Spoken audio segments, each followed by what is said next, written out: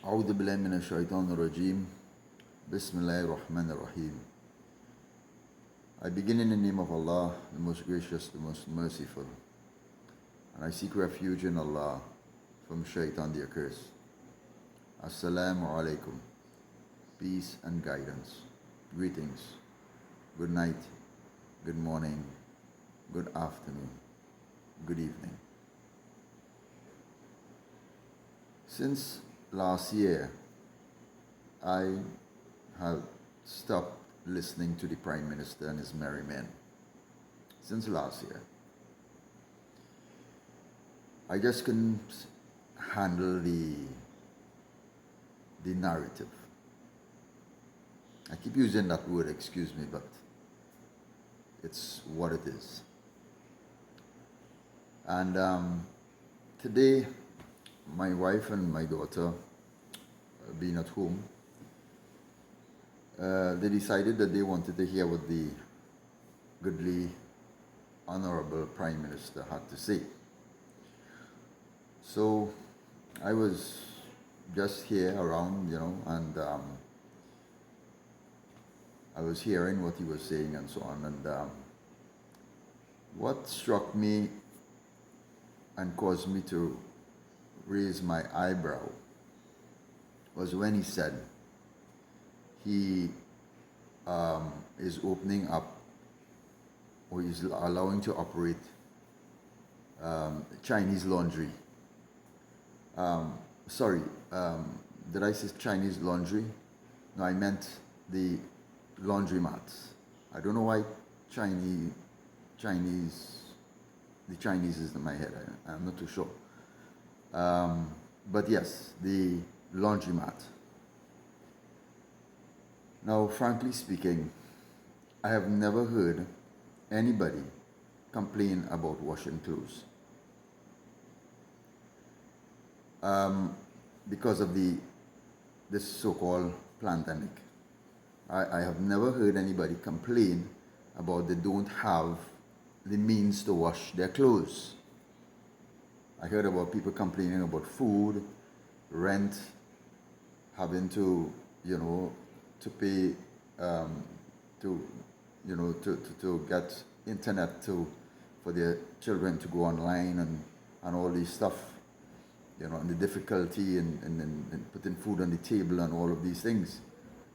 But I never heard, I don't know if anybody could message me or call me and inform me that yes, there was a news item where people was actually, clamoring for a place to go and wash their clothes. Interesting. It's interesting. So anyway, Chinese laundry is back in operation. Oh, sorry. The laundromats are back in operation. So let's see how that goes. I guess everybody will be very much pleased to know that they can actually wear some, nice, clean clothes and go to sleep on a hungry stomach. I guess that's what it's all about. Anyways, so the construction industry is going to be open up. All of construction, not just government, but all of construction. Alhamdulillah, that is good. It's good news for the hardwares, all those businesses that is connected with the construction industry. That's great news. A lot of people who have been on the breadline, they'll not be able to return to work. Hats off to the truckers, that initiative that they took in that motorcade. I think that would have sent a message, a clear message to the government that they need to open up back the construction industry, not just for the government but for the private sector as well. But there's one thing that's bothering me. That's the other businesses that was not allowed to open. Private, service industry and so on, retail outlets, etc. And sometimes when I pass by those, closed establishments, like High Street in San Fernando and walking through Chaguanas and Curup and those places. You know, I think about the people who works there, and all those people are home now, no income coming in, nothing at all. The business owners, I worry about them and the relationship that they have with the property owners. What's happening with that relationship? I do get a number of calls asking me to intervene and you know, mitigate between parties as a result of the land and building and property and tenancy thing. But it's sad that, you know, Chinese laundry was allowed to sorry, again I make that mistake. The laundromat was allowed to operate again, and these much needed services were not allowed to operate or open back up for business. But we're going to have a problem on our hands now that the construction industry is opening up. And that is the business owners, the contractors, the owners of these contracting companies may very well want their workers to be vaccinated to operate, or to be vaccinated before they can come on the job site, and etc., etc. But I want to make something absolutely clear, and they keep making this point all the time. The employers tend to be hiding behind this OSHA Act that they keep quoting all the time.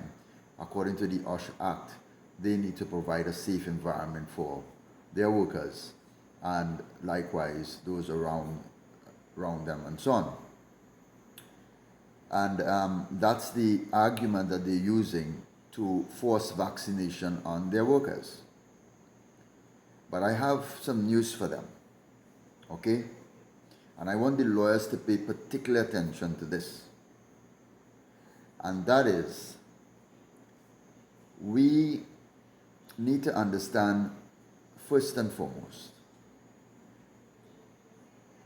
before a company or a business of that nature goes into operation, they have to first be OSHA compliant before anybody is employed. Right? Before anybody is employed, they have to be OSHA compliant. Their safety and all of that needs to be up and at that level that, you know, that is required by OSHA. Now, I am trying to understand, how could the employer now tell the employee if it is that they have to provide a safe environment? But that has already been catered for in the OSHA Act. You had to be OSHA compliant before you start operation. So your business is already safe. You have already provided a safe environment for your workers. But let's go on. So you're saying that your workers have to be vaccinated, because if they're not vaccinated, they probably could pass on the virus to other workers who perhaps are vaccinated, etc., etc. But I want to ask this question. And you're asking the workers to sign agreements safeguarding you in the event that these workers develop adverse effects after taking the vaccine, that you would not be held liable for that. Is that part of the OSHA Act? Tell me, do you make the workers sign an agreement when they come to work that if they do not wear the proper equipment and safety gears and so on, and anything happens to them, that you're not responsible? Do you make the workers sign that agreement? Of course you don't, because that's already catered in the OSHA Act. If a worker does not wear safety equipment or safety gears on the job site, or does not fulfill the requirement of safety on the job site, that worker is going to have to pay the penalty if something happens to that worker. The company, he would not be able to go after the company for compensation because he was at fault or she was at fault. I want you to stay with me and understand what I'm saying. All right? Now, if it is that a worker drinks alcohol and comes on the job site and he gets into an accident or creates an accident as a result of being under the influence of alcohol, that's a no-no. All right? He'll be penalized for that. Similarly, if he consumes marijuana, drugs, cocaine, or whatever, comes on the job site, and the same thing happens, he'll be penalized for it. Okay? Now, you bosses, the company owners, you are asking your workers, to be vaccinated, knowing fully well that there are serious adverse effects. Persons are suffering as a result of getting vaccinated. It has been reported globally that persons who take the vaccines, different vaccines, right, have been getting adverse side effects. Doctors right here in Trinidad could testify to that. So you're telling me that you want to put your worker in a dangerous situation, just like how if the worker would not wear his safety gears and safety equipment, he would place himself in a dangerous situation and will be liable. So too, if he drinks alcohol, comes in the compound, he puts himself in a dangerous situation and so endangers not only his life but those around him. Similarly, if he's on drugs. So what you are doing now, you're not forcing him to take alcohol, you're not forcing him to take drugs, but you're forcing him to take a vaccine in which he may have adverse side effects while on the job.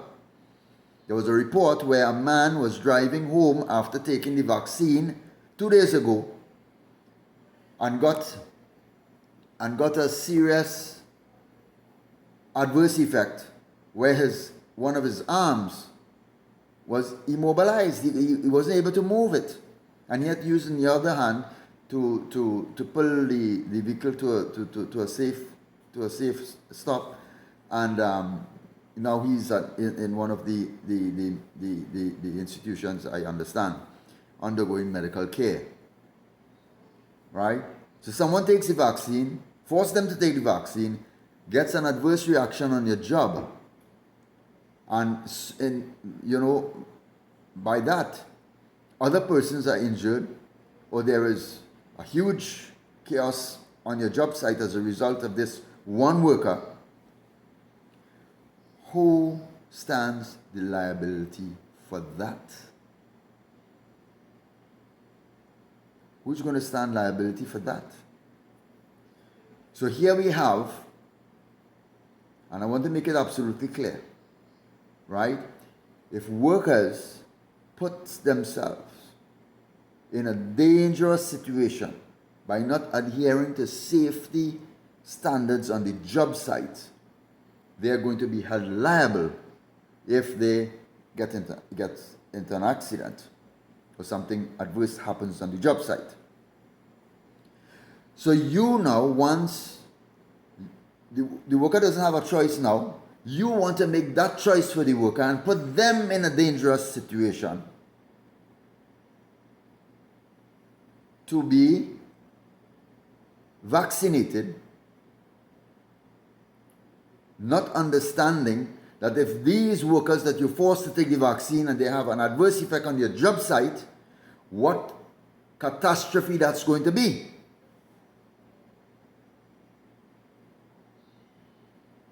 So the other thing you're not paying attention to is that according to the OSHA Act, no worker ought to be administered anything without the consultation of their physician or the company's doctor, or as the case may be, right? So upon consultation with the physician, and the physician said that this worker cannot withstand this, what you're giving to him or her, or cannot take this particular drink or this or eat this particular food that you're probably supplying for them, or as the case may be, they have to get consent from their physician before you can administer anything onto your workers. And that is not happening. So I want to send a clear message to all you companies out there and all the business owners. Cease and desist from forcing your workers, your employees, from taking that vaccine. Cease and desist. And the same goes to all the tertiary institutions, the universities and schools in this country, educational institution. Cease and desist from requesting that your students take vaccines to come in the compound or to be educated. Cease and desist. You all are going down a dangerous road. I am warning you. Do not say that Umar Abdullah did not warn you. Get your act in order. And for the attorneys outside there, take particular look at this OSHA Act. Our company is supposed to be already OSHA compliant. The environment is supposed to be already safe for workers. It is if workers now come and they do not abide by those rules and regulations, they are the ones who will be held liable. And they are the ones who will have to pay that penalty. Right? As a result of their negligence. But in this case, the company wants to actually take the worker and force that negligence upon him or her. Careful. Careful.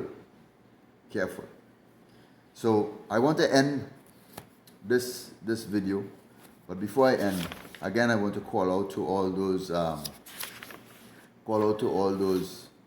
leaders out there. Again, the trade union leaders, Ozzy Warwick, all right,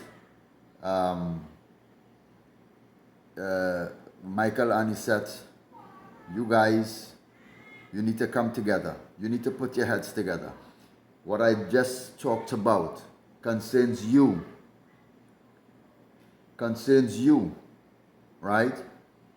Mr. Clyde, the head of the communication worker, the general secretary of the communication workers union. Put your heads together, right? This concerns you. Advise your membership, right? We need to come out in our numbers, right? You all have that experience in getting people in huge numbers to come on the streets. Use that experience now to get your membership to come out, to flow over into the streets of Trinidad and Tobago, to send a clear message to this government by a show of numbers that we mean business. Okay? Philip Alexander, Lennox Grant, Sister Ruby, Robert Amar, Gart Christopher, Lyndon Mack. All these are organizational leaders. Kathal Healy Singh, right? Stephen Reyes. All of you have expressed disgust and have expressed concern about the rollout of this mass vaccination and this vaccine mandate, this genocidal attempt by our government. Let us get serious. It's about time that we stand up firm in the face of tyranny. And that is exactly what it is. That is exactly what is happening. And I fear for those construction workers who are going out to the jobs and are now going to be told that you cannot operate unless you vaccinate. But I want to tell you, business owners and company owners, watch how you're treading, Watch how you're treading, right?